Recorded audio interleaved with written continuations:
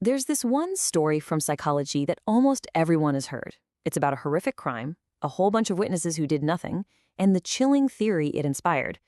But what if I told you that the story, the one that started it all, is basically wrong? Let's get into the real story behind one of psychology's most famous tales. So it all kicks off with this really shocking line from a New York Times article back in 1964. This one sentence captured the absolute horror of what happened to a young woman named Kitty Genovese. And that one sentence, man, it just burned this haunting image into everyone's brain. And right away, this is the question that just hangs in the air. It's the question everyone was asking, from family dinner tables to university psychology labs. Seriously, how could 38 people, 38, watch someone being murdered and just do nothing? Okay, so to really get the theory that came out of this, we've got to go back to that night. We have to hear the story the way the world first heard it. See, the thing about the attack on Kitty Genovese is that it wasn't quick. It was drawn out, just horrible. It happened over 30 minutes, 30 agonizing minutes. It started around 3:20 in the morning with her first screams. The attacker actually got scared off for a moment, but then he came back 10 minutes later and then came back again for the final fatal attack. The story that everyone was told was that there were so many chances for someone, anyone, to do something. And that's where this number comes in, 38. This wasn't just a number, you guys. It became the symbol for how cold and uncaring modern cities could be. The idea that you could be surrounded by people, yet be completely and utterly alone when you're in danger. So, while the public was just horrified, right?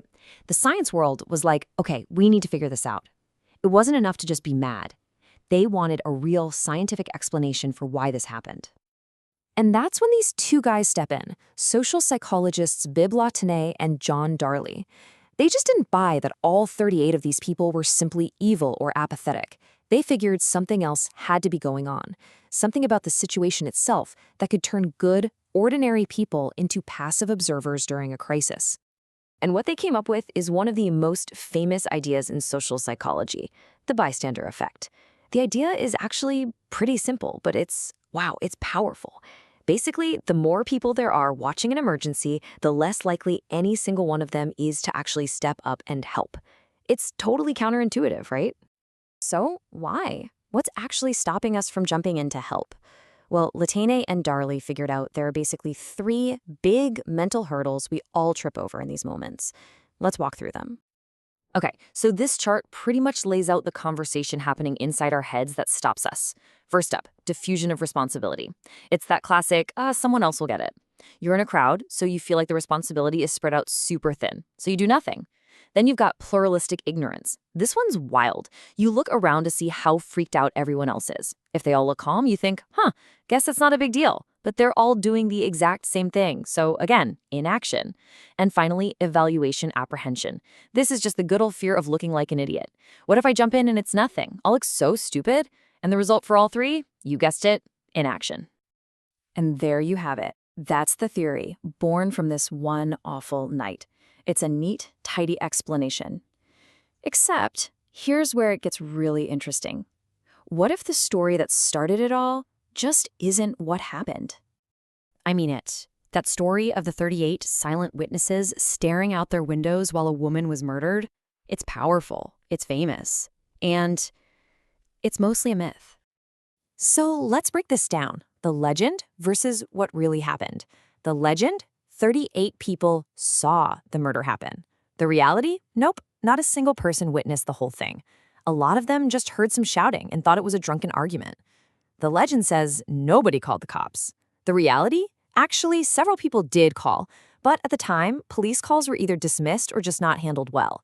So what was framed as cold apathy was really just a mess of confusion, fear, and uncertainty. So you see, that whole 38 witnesses story was, well, it was a great story for a newspaper, but it wasn't the truth. It painted this simple picture of apathy, and in doing so, it totally missed the much more complicated, much more human reality of what went down that night. Okay, so this leaves us with a huge question, right? If the origin story for this famous theory is full of holes, what does that mean for the theory itself? And it's a totally fair question. I mean, if the #1 example of the bystander effect didn't really happen like that, should we even believe the theory is real? The answer? Absolutely. 100% yes. Look, the Kitty Genovese story might have been the spark, but since then, the bystander effect has been tested and proven in tons and tons of studies. It's one of the most solid findings in all of social psychology. Those mental hurdles, oh, they are very, very real. So how can you use this to your advantage? Let's say, heaven forbid, you're the one who needs help in a crowd. You have to break through those hurdles. Don't just scream vaguely. Be specific. Yelling, I need help, takes away the ambiguity. And then you have to break the diffusion of responsibility. Point at someone. Hey, you in the red jacket. Make eye contact. Give them a job. Call 911 right now. Just like that, you've turned a bystander into your first responder. Okay, so let's flip it. What if you're the one in the crowd? You can actually fight this effect in your own brain. First, make a conscious effort to notice what's going on. Don't just tune it out. Second, you have to decide, for yourself, this is an emergency, even if nobody else is moving. But here's the most important part. You have to take personal responsibility. You have to be the one who says, if I don't do something, who will? And then you act. Call for help, step in, whatever is safe and makes sense. And that really leaves us with this final, kind of heavy thought. It is so easy to sit here and judge those 38 witnesses. So easy to think, oh, I would have helped. I would have been the one. But what the science shows us is that our default programming in a crowd is to freeze. So the real question isn't about what happened back in 1964. The real question is for you, right now. Now that you know how this all works, what are you going to do next time?